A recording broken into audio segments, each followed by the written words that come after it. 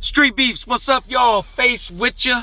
Checking in after, man, just a wonderful, massive, great event yesterday. Had to take it inside, man. It was freezing rain yesterday, really ugly outside. And thank goodness that, we had neutral corner in the gym to fall back on. First things first, I want to get to what I think is the most pressing thing from yesterday. A lot of would ask about our fighter Fisher. I want to tell y'all something. When I watched that up close and personal, and I won't lie, I was scared the way they landed. It was an awkward landing, and Fisher was out. He was out cold. But you guys didn't get to see that right after the camera cut, he actually was okay. He woke up, was conscious. He was fine. Yes, his neck was a little stiff, but he went and got checked out and is doing okay. We've gotten many complaints about the camera cutting right afterwards.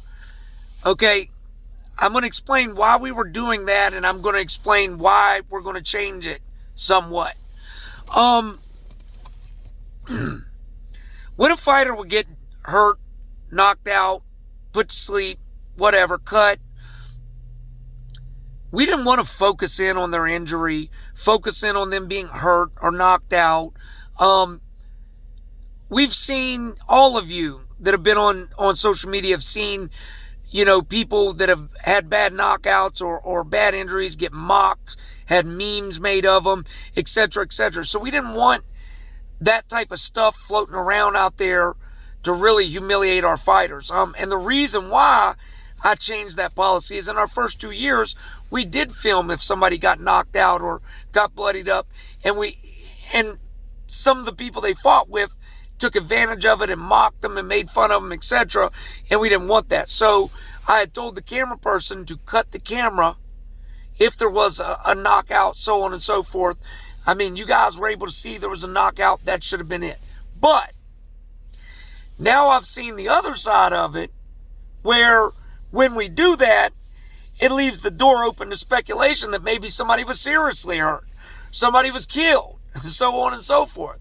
So it's kind of a no-win for me. I guess the best thing we can do is let the camera roll. So I instructed the camera person as much that depending, they will let the camera roll. Now, be clear, YouTube doesn't like blood.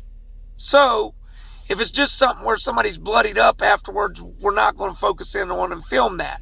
But if there's a KO, we will film the aftermath so you guys can see that they're okay and that they got up and so on and so forth. With Fisher yesterday, when he got up, the crowd cheered. Everybody was happy to see that he was okay.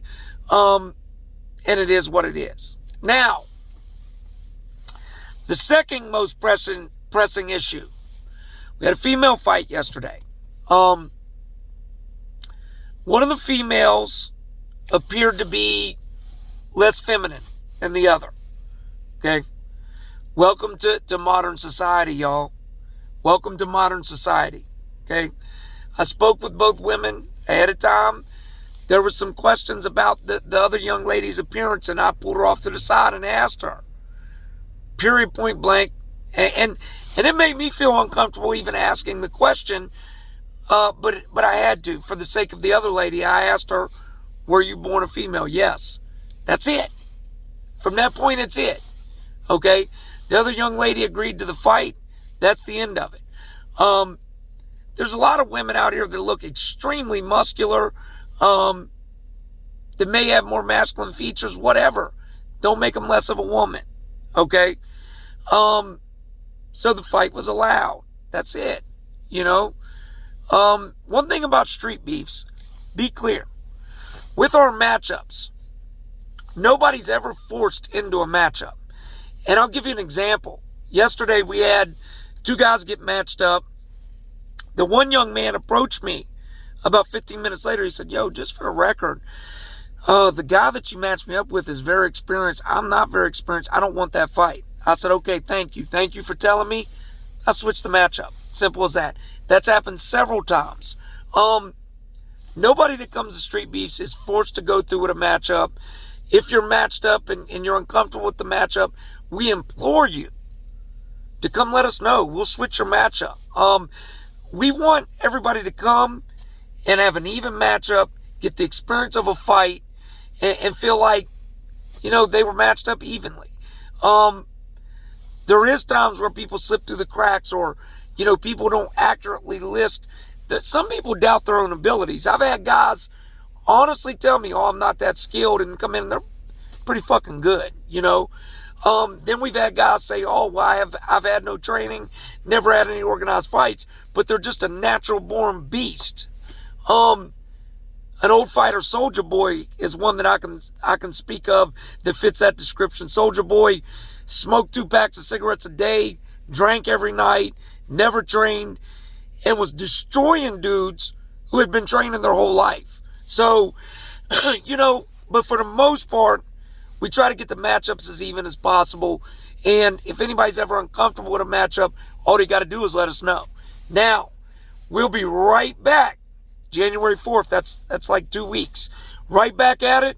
Another 30, 40 fights. Weather permitting, we'll be outside. If not, we'll be back in the cage like we were this time. But remember, ultimately, we will always go outside when the weather's nice. We are an outside organization. We're also aiming to be in Daytona Beach, Florida in January, but the details aren't locked in stone yet. We'll keep y'all updated. See you soon. Peace.